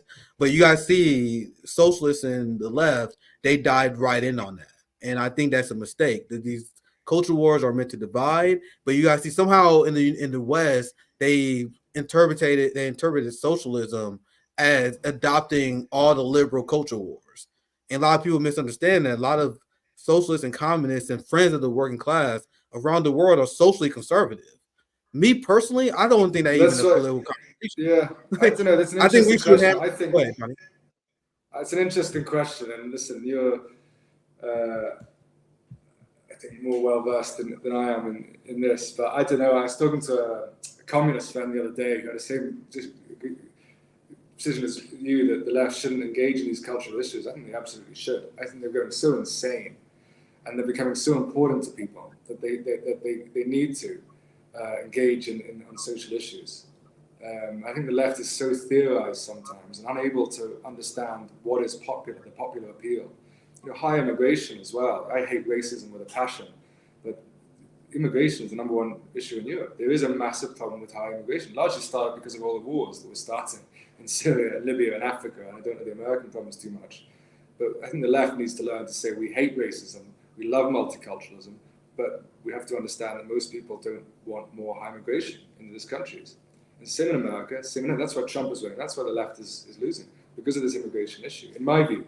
And because the left doesn't have the balls to say, we hate racism, we love multiculturalism, but immigration, this continued immigration is a problem, because voters, that's why they're turning to the right. That's my view, instead of turning to the left, because the left is unable and unwilling, because they're worried about seeming racist, all the rest of it, say, actually, you know what, high immigration, voters are starting to get pissed off with that. That's my view. Yeah. But, I respect your view. I think the left should focus on material conditions. You appeal to people with their by appealing to their material conditions. And if you are on the socially liberal left, and I'm actually like I'm more socially liberal. I don't think the government should be deciding these things. But if you are on the right, and I disagree with you socially, I believe we build a connection and a bridge to each other culturally by appealing to each other's material conditions. And anyway, for a second time, we really got more. We can have this theory talk forever. We really could. But I think the best way is to appeal to material conditions. Culture war shit, we can't really, like, people are going to be dead set on their culture. Like, I know there are people who, and I've seen this on both the right and left, they would put their material conditions second. They will allow corruption to thrive because there are cultural differences. So I personally don't see how we can reconcile that. Maybe I'm wrong. Maybe I'm naive, but the cultural divide is so strong, especially in America where we're a cultural meshing pit. Well, there's no way that an average working class person from Louisiana is going to agree with someone who lived a completely different experience in California and New York. It's almost impossible. So the proposition of like, oh, we got to come together on these codes, like I don't like in America, and once again, I'm just speaking from my experience, you're speaking from your experience. I wouldn't know how that even possible. So the only thing that we could do, because we have such giant cultural divide, is win the class war. But that's only we all try to find our own answers. That's the best answer I have to that. I'll give you last word. Anything you want to chime in on this subject before I move on? We don't have to do it. You know. All right, let's get back to the subject. Yeah, I think the left lives in a bit of a bubble sometimes. It needs to recognize that. Yeah, I think that's a fair position. But anyway, yeah, I think those are fair positions to take. I think we're just sharing our opinions. We can get back on topic. I don't know how much time you have. I don't want to take too much of your time. So let's do another 15 minutes probably, because I don't want to get longer than an hour. Yeah, so this is the just so we get back on topic. I'm gonna show you guys what I played. I'm gonna get back. And here's Zoe. Actually, yeah, I think this is a good way to transition. This is my amazing friend and who've been helping me on Revolutionary Blackout. In order to reset the stream, let's ask this question, then we get back on topic. Zoya, please. Here's Zoya's love ask. Please ask Johnny about his time reporting on Donbass war crimes and his experience needing medical care in Russia. Do you want to take that on? I would love to hear about it if you have anything you want to add. Me experiencing medical care. And his experience needing medical care. Did you get injured or something? I broke my arm in Donbass, and I see. Free medical care. Maybe she might have read one of my tweets. Maybe I don't know if this is come up. I broke my arm in Donbass. Free patching up, broke a bone in my arm. Reporting in Donbass is free. I mean, I spoke to a friend in New York recently. I broke my leg in Moscow. Slipped on ice. Spent a year in Donbass in the front line of a war zone. And then I slip on ice in Moscow and break my leg quite badly, actually. Serious operation. And free operation, going to the hospital, serious. I have a metal bar in my leg now. And I spoke to a friend in New York, British friend, who married an American woman in New York. That's so great. I can tell he was really pissed off. I've heard about American healthcare system, but it's nuts. I break my leg on the ice, free, so I had to pay about $200 for a few days stay in hospital. But in Moscow, right? In Moscow, yeah. I broke my leg in Moscow. But yeah, I don't know. For Americans listening to this, it would probably horrify you that I break my leg. If I broke my leg in America, what would that cost me? That's why I don't understand why Bernie Sanders, the DSA, AOC, and the quote-unquote progressive left, even Dr. Cornel West, man, has this weird Putin derangement syndrome. They hate Russia. you guys understand, in Russia, they have everything that the left in the United States is fighting for unsuccessfully here. They got paid maternity leave. Go ahead. Yeah, the hospital, a Russian guy there who's a biker. He goes on adventure biker rides and he broke his collarbone. One of these crazy guys. And I said, when are you going back? I said, as soon as it's fixed, I'll ride the bike again. You know, one of these crazy adventurous guys. And he says, before the war, a lot of Americans and Europeans would come to Russia for surgery. We had a serious operation. The standard of healthcare is excellent, but it's basically free. it's very incredibly cheap. And so it's just like, as you say, when you look at America and all this anti-Putin stuff, it's crazy. Putin is very popular. And Russia tweets about life in Russia. Moscow is like a European city, very beautiful, very wealthy. It's a good standard of life here. There's there's some bad stuff as well, of course, like you could, but it's no anti-Russia stuff is extreme. Yeah, no place is perfect. No one believes that. But I get accused of being a Russia simp, a Putin simp a lot, China a lot, especially Putin simp. And I'm like, for one, I'm not. I'll just do a neutral analysis for one. Secondly, and they also say, why don't you criticize Russia more? I'm like, I will criticize Russia and China and these other countries more once we get healthcare. Once we can get on their fucking level, then I maybe might spend a second of my time being critical. You guys know the average rent in China is $450, and the average U.S. salary in China is $49,000 a year. You can live in a complex urban area in China for around $700 to $800 a month. Until we get those fucking numbers, then I criticize China. How about that? Anyway. Yeah. Anything else you want to add, Johnny, before we move on to the next part? I saw breaking news from the ICJ on Israel, so I actually want to cover that. But anything else you want to add before I move on? Well, just on war, your guest asked about war crimes in Donbass. Yeah, I mean, so many. I'm writing a lot about it at the moment. But it was often on Sundays when the worst war crimes by Ukraine would happen. Because I talked to Russian soldiers at the front, and they said both Russian and Ukrainian soldiers kind of take a day off on Sunday from killing each other. And so that on Sunday was often when the Ukrainians just fired missiles into the center of Donetsk, killing people, and almost got killed many times myself. But huge amounts of war crimes in Donbass. And that's great work, and it's very important work of the people that actually on the ground report on this. Now, just for the sake of your time, I'm gonna try to do a quick presentation real quick. I'll get you back in here. I'm gonna try and cover a few rapid fire segments as we wrap up this stream. Once again, we're gonna wrap up probably in the next 10 minutes or so. I'll play this clip. It's only 30 seconds. I'll play it again because I think it's funny. Of Ursula von der Leyen threatening anyone who dare advocates peace. Let's watch this part again just to get me rolling. Russia is banking on Europe and the West going soft. Going soft? You don't want nuclear war, Johnny? You going soft? You fucking pussy. You might as well say that. I know I got a foul mouth, guys, but that's essentially what these people be saying. They talk just like me. They just don't curse. What she's saying is, oh, Viktor Orban, you fucking pussy. You want peace? Viktor Orban's the toughest guy in Europe and the strongest mental character in Europe. She's a corrupt and incompetent fool, frankly. Yeah, she is the worst. I don't like lesser to evilism, but she definitely has to be one of the worst leaders in European history. But that's why she's chosen. I mean, she was a failed defense. She left Germany. She was defense minister of Germany. She left under a cloud of corruption, and she was famously incompetent. But this is the person they put in charge of the European Union because she's just a puppet. She's just a person, and that's the standard of European leaders right now. That they're corrupt. They're deeply, deeply corrupt and incompetent people, and that's why I worry about the future of Europe. And what I see, I want you guys to understand how I view life and people from my background. When I see her speak, and there's a reason why I made the point I did, I see a gangster. Like, you guys understand how many people she is responsible for being killed?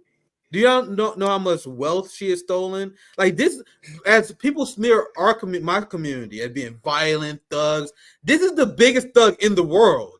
Like these are the biggest criminals. Go ahead, Johnny. I hear you, but I really think she's actually very just incompetent and not very bright.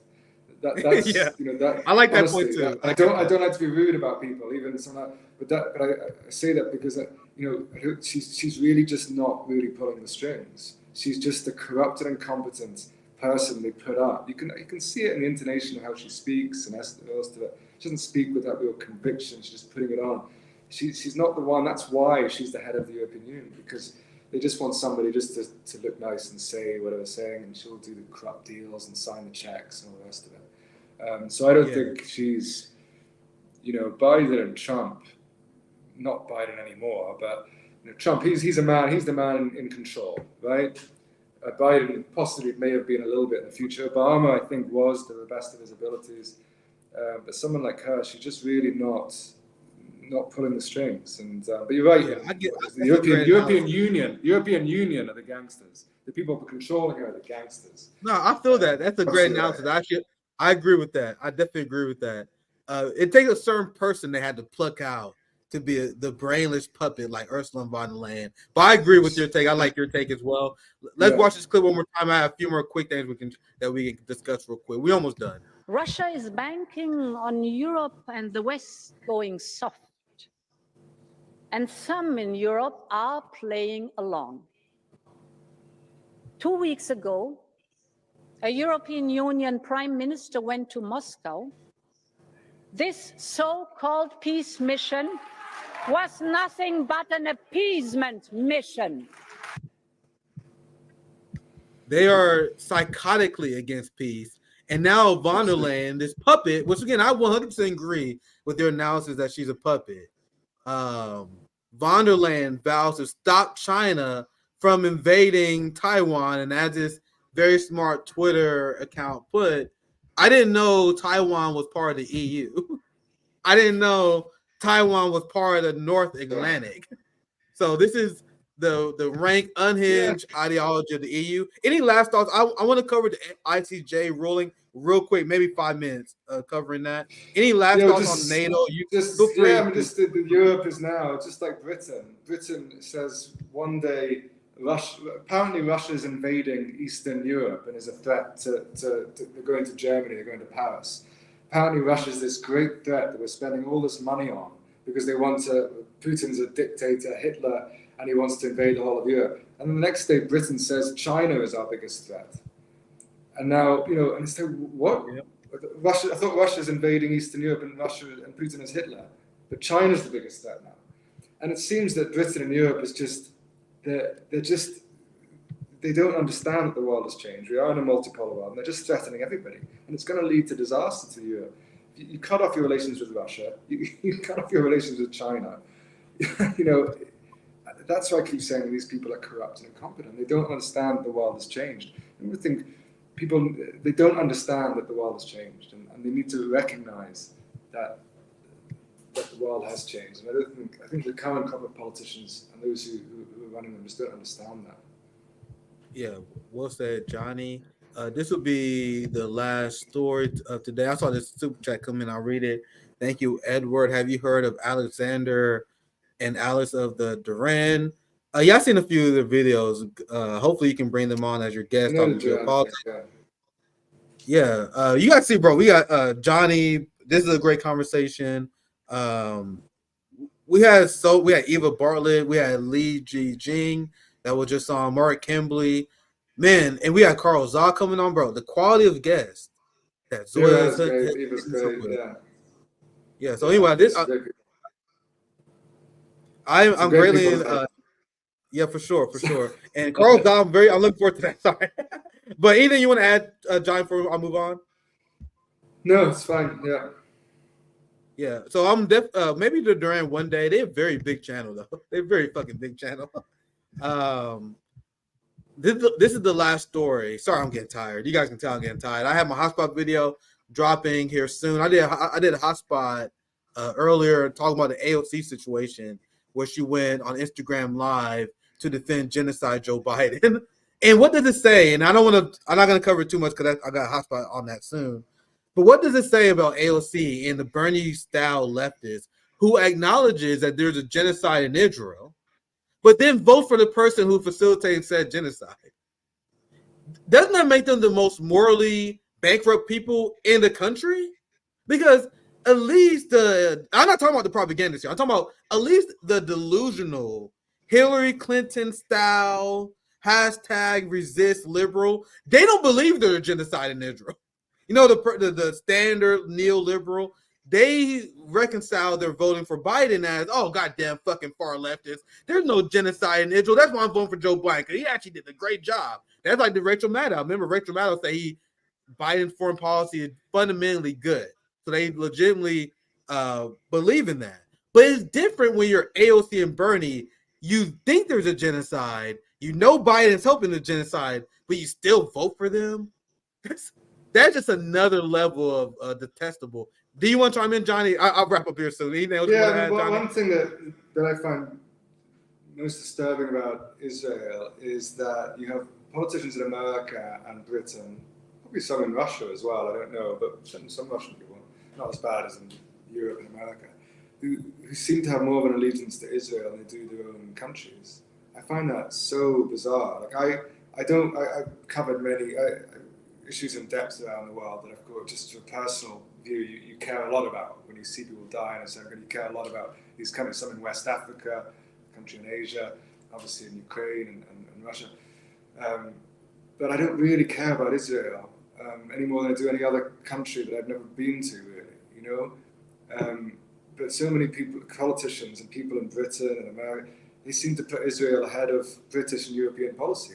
You know, I haven't written much on Israel because I've been covering the war in Ukraine so much, and I have so much pressure for my work here. I don't, you know, it's just you have to, you know, choose your battles.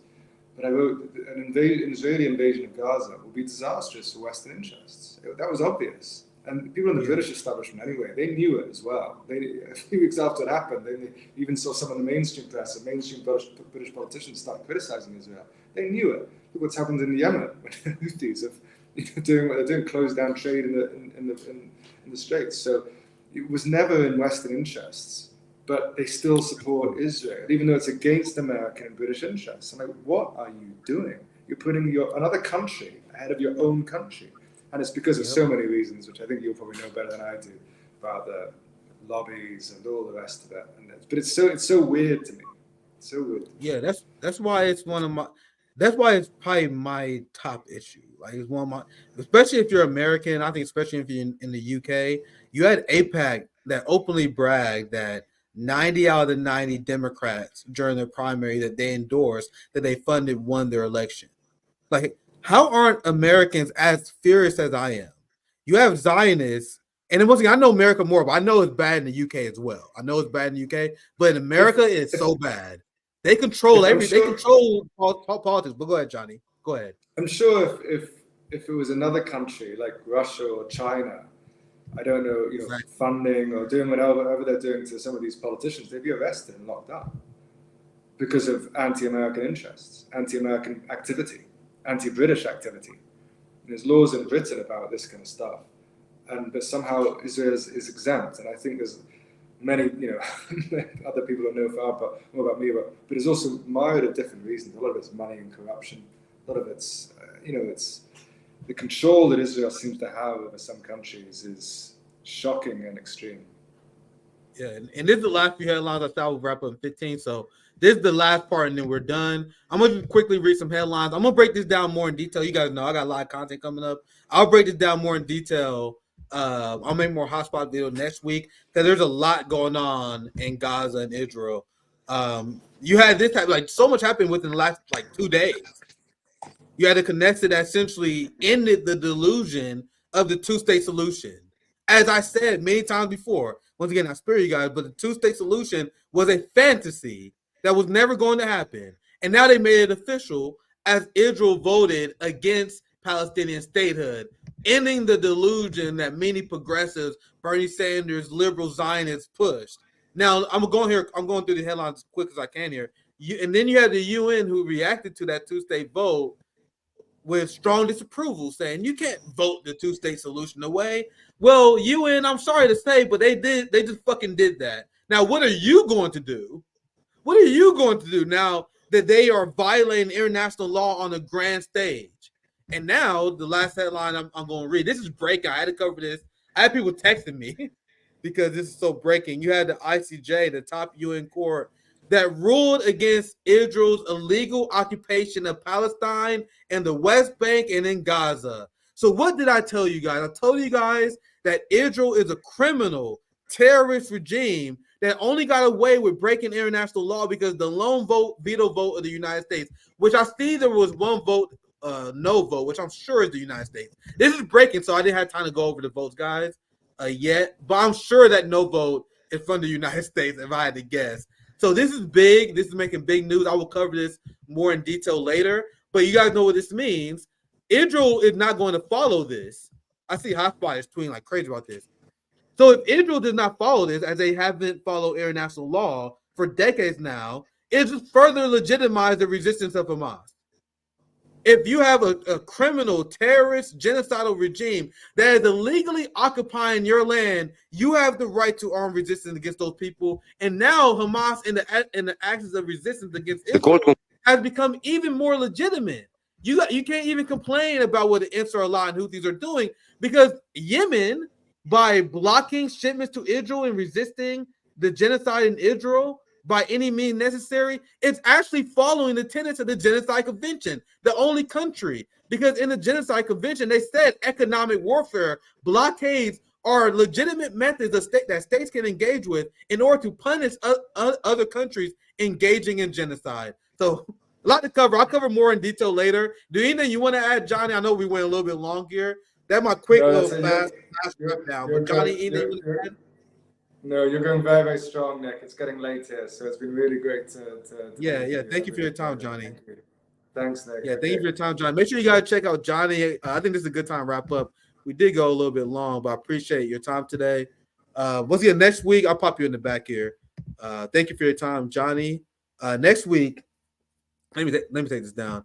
I could use this. This is, Nick at Noon Live. We got some more graphics coming here soon. Man, we had the ICJ rolling to get to. There's so much stuff to cover. I wanted to cover the AOC video, but maybe next time. I want to pull up my schedule because there's so much stuff going on. Next week is a banger, bro. This week was a banger. Mark Kimberly, Lee Jingjing, and Johnny join us this week. Next week, I'm having an amazing reporter from Venezuela Analysis on, so that should be a great show. This week I have Mark Kimberly on. You guys saw I had connection issues, so we only did an hour with Margaret Kimberly. So we invite her back on. She will be joining on Tuesday, and then Carl Zah will be joining us on Wednesday. So we have reporters from all around the world, high class, high level reporters all over the world is joining us on RBN, from Li Jijing, Johnny, we have Alan, we had SL Kathan from India. Very excited about the future of RBN. Carl Zah does a great reporting on China. The roundtable, I told you guys the RBN roundtable is back. So me, Sabby, Rome, JB will be live this next Thursday. This Sunday is gonna be lit. I have the Zoom call with Jill Stein and Shama Sawan. Damn, I should save that. I probably should end it with that. So Sunday I'll be busy. We have I think it's like a national roll call. I love to see that Shama and Jill Stein are connecting. That's the point. Jill Stein, Shama Sawan, myself, I need to find that damn image. Where is it? I'm in it with that, actually. Oh, here it is. She got it as her banner. Hold on, let me put this up. Shama has it as her banner. Let me take this down. Look, this banner here. This is the Zoom conference that's going on this Sunday. Worker Strike Back, Jill Stein, Shama Sawan. And look at that. Who's that? Who's that right there? Let's go. What's popping, my friends? So that's what's going on this Sunday. Then I have the big speech at the DNC convention protest with Jill Stein and Shama Sawan. I told you guys, RBN, we are in the lab cooking. Cooking, my friend. Who else in independent media is doing it like RBN? Make sure you guys like, subscribe. Have a great weekend. Make sure you guys join this Zoom conference. I will see you guys on Sunday. And I'll be back on Monday with another great live stream as well. Peace out. Have a good weekend.